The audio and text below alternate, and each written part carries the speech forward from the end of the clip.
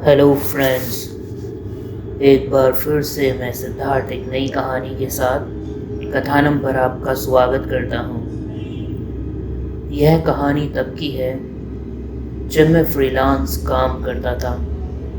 आधी रात बीत चुकी थी और मैं अपने घर से लैपटॉप पर काम कर रहा था। अगले दिन के डेडलाइन को पूरा करने की कोशिश कर रहा था। हमारे पास लियो नाम का एक काला भारतीय नस्ल का कुत्ता था, जिसकी अजीब आदत थी वह रात के समय अपना काम वॉशरूम वगैरह करने के लिए बाहर जाना चाहता था। ऐसे ही एक रात जब मैं काम कर रहा था तब उसने दरवाजे के सामने खड़े होकर मेरी ओर देखने लगा, जैसे वह बोल रहा हो कि चलो ब्रो, अपना टाइम आ गया, चलो बाहर चलें।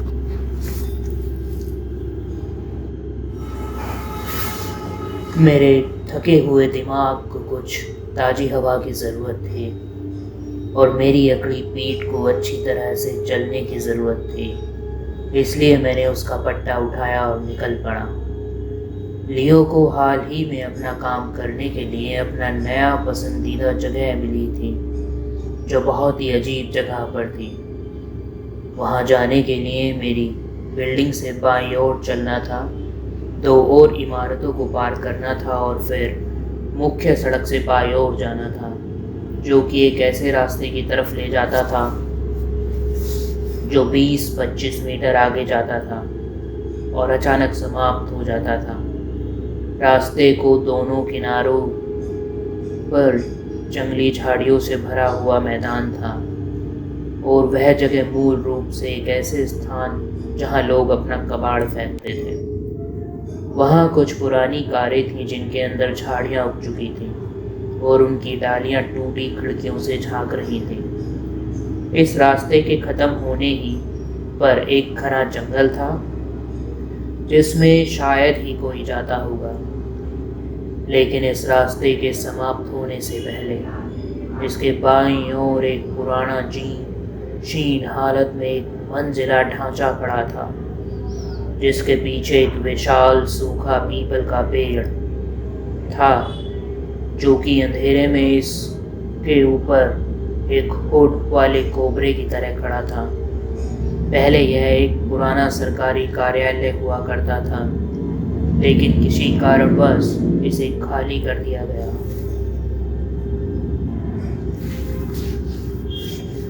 आधी रात होने के कारण गली सुनसान थी। उस रात गली के कुत्तों का गिरोह भी नहीं था।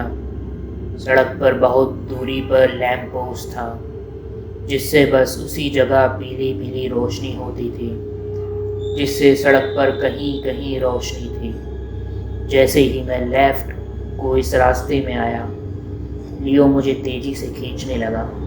मैं डार्क जोन में प्रवेश कर गया।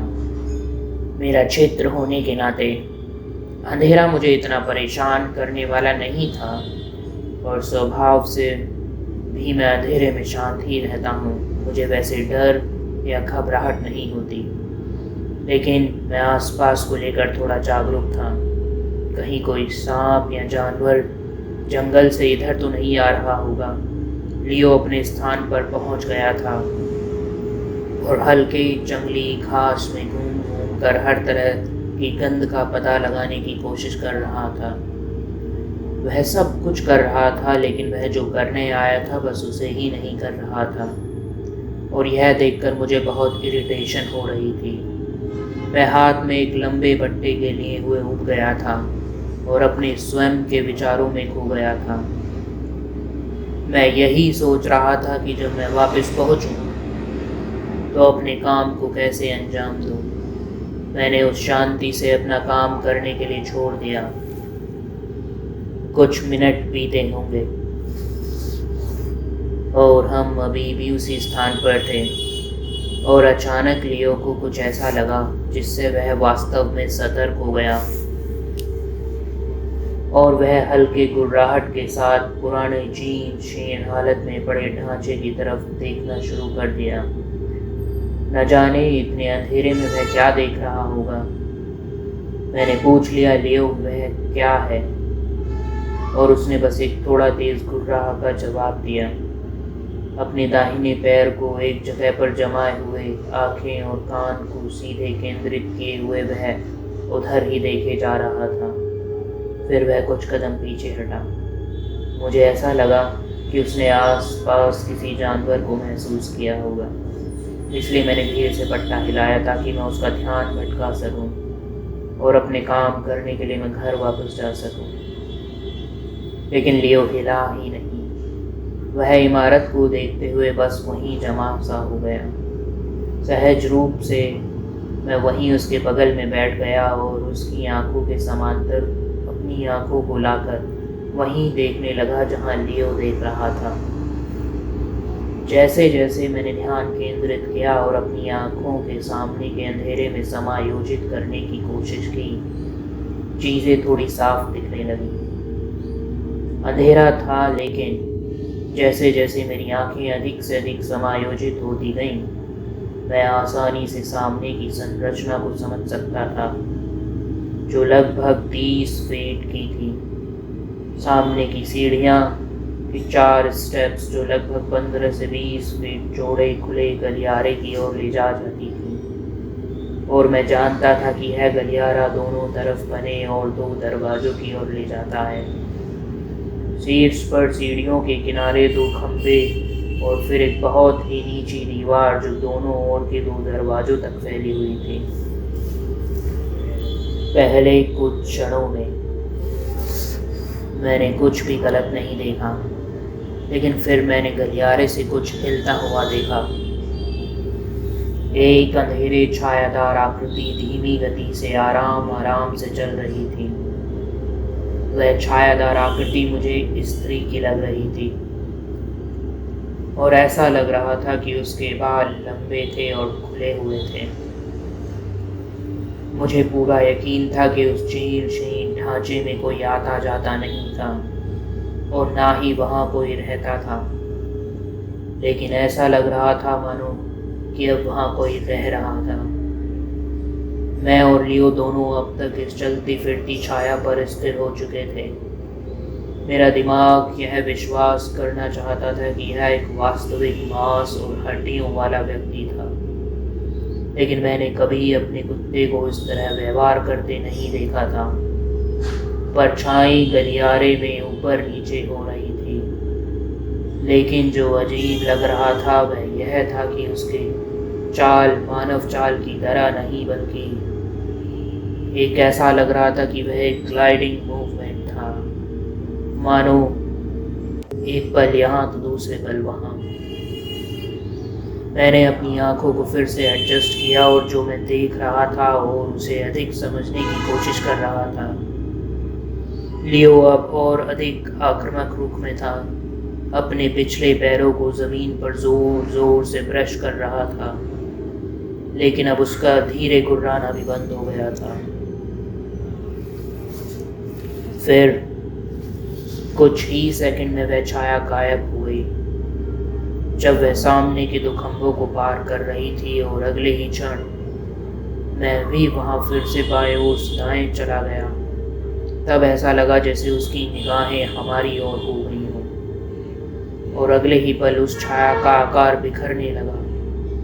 वह पिलर के पास गया, लेकिन दूसरी तरफ छाया नहीं आई, और बस उसी सेकंड में बाएं पिलर से एक काली बिल्ली जैसी आकृति दिखाई दी। वो प्रवेश द्वार से नीचे कूद गई और दाईं ओर सामने वाली झाड़ी में गायब हो गई। ऐसा लग रहा था मानो कि यह हमारी ओर ही बढ़ रही है, लेकिन यह इलाका झाड़ियों और घास से भरा पड़ा था और वहाँ वेट करने के सिवा कोई और तरीका नहीं था यह जानने के लिए कि वह छाया हमारी तरफ आ रही है कि नहीं।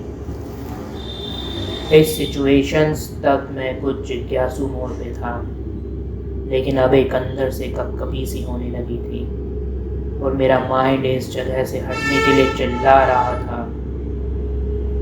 मैं उठा और अपने कुत्ते को जोर से खींचा। सचमुच उसे उसी रास्ते से खींच लिया और किसी तरह दौड़ते हुए वापस मुख्य सड़क पर पहुंचा और अपनी सांस को नॉर्मल करने के लिए एक स्ट्रीट लैंप के नीचे खड़ा हो गया। पीछे मुड़कर देखा तो मैं केवल एक अनंत अंधकार और केवल भयानक सन्नाटा देख सकता था।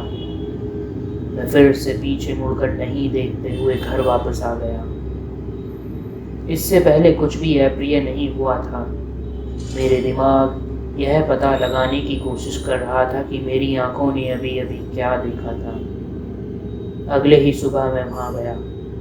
दिन के दौरान उत्सुकता से उस जगह की जांच की और यह अभी भी सब बंद लग रहा था और हमेशा की तरह खाली था। सूखे पत्ते, मकड़ी की जालियां और अछूती धूल के सिवा वहाँ कुछ भी नहीं था। यह सिर्फ अंधेरे छाया का खेल था और रात अधिक होने के कारण मेरी आंखें चाल खेल रही थी और मस्तिष्क गलत डेटे के साथ अजीब चीज़ों की कल्पना कर रहा था। शायद उस परिसर में कोई था जिसने गलियारे में टहलने के बारे में सोचा और फिर सोने के लिए पिलर के पास लेट गया और पास में सो रही एक बिल्ली आवाज़ के कारण सीढ़ियों से कूदकर भाग रही थी। वह जो भी था इस दुनिया से नहीं था।